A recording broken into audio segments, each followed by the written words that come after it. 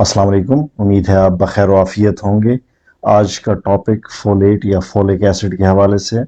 تو فولیٹ کو vitamin B9 بھی کہتے ہیں، اور جس کی ٹیبلٹس دستیاب بھی ہیں، اس کو فولک ایسڈ کے نام سے اکثر لوگ پہچانتے ہیں، جو کہ اس کا ایک سنتھیٹک ورژن ہے۔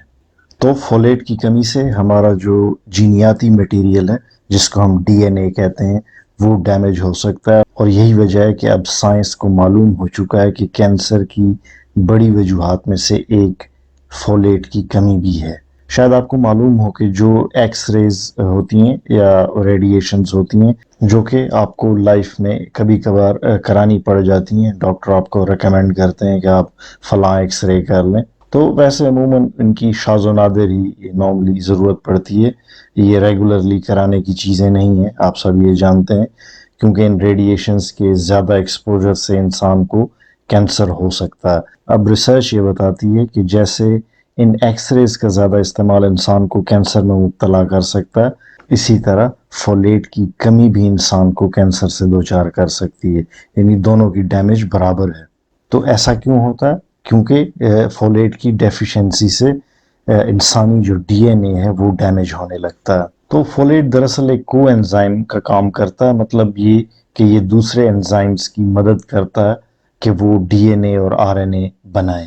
تو RNA دراصل DNA کی ہی ایک کاپی ہوتی ہے، جبکہ DNA انسانی جسم کی وہ کمانڈ ہے، یا اللہ کا وہ حکم ہے، یا رب کی وہ ہدایات ہیں جو کہ ہمارے پورے جسم کو بناتی ہیں، کنٹرول کرتی ہیں۔ جب جسم میں فولیٹ کی کمی ہوگی تو نہ صرف RNA کی ساخت متاثر ہوگی، بلکہ اس کے افعال بھی متاثر ہونے لگیں گے، اور یہ سب ہونے سے کینسر بھی جنم لے سکتا ہے۔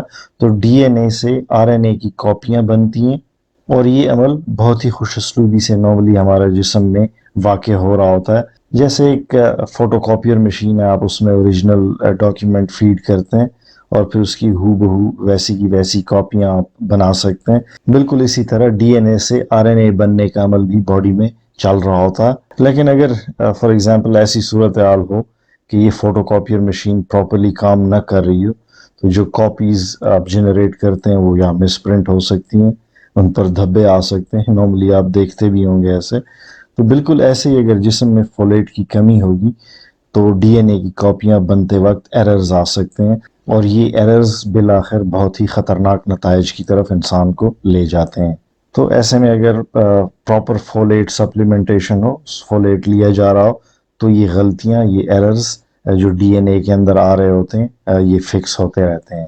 تو ایک بار پھر میں بتاؤں گا کہ اگر DNA سے RNA کی کاپیز بنتے وقت یا اس پورے میکانزم میں ہمارا جسم غلطیاں کرنے لگے تو جسم کو کئی بیماریاں لاحق ہونے کا اندیشہ پیدا ہو جاتا ہے۔ تو یہ آج کا موضوع تھا جس میں ہم نے فولیٹ کی کمی اور کینسر کے چانسز پر روشنی ڈالی۔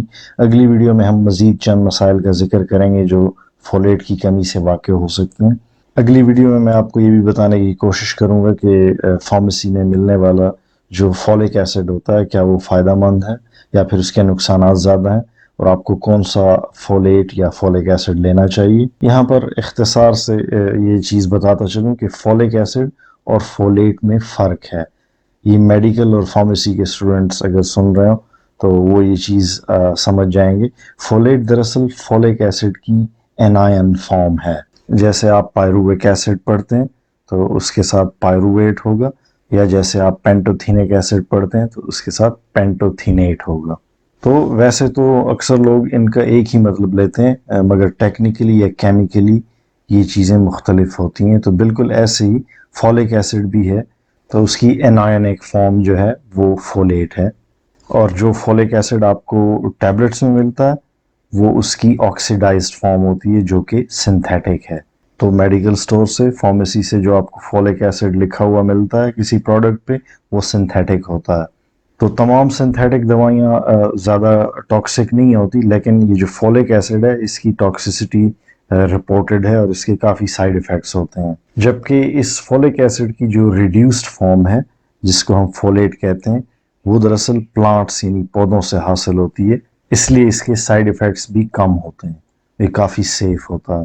تو اس کا ذکر بھی ہم اگلی ویڈیو میں کریں گے کہ آپ کو کون سا فولک ایسڈ لینا چاہیے. تو اگر آپ یہ جاننا چاہتے ہیں کہ کون سی سبزیوں میں یا پودوں میں فولیٹ نیچرلی موجود ہوتا تو ان میں سبز پتوں والی سبزیاں شامل ہیں، اس میں گوبھی بھی شامل ہے.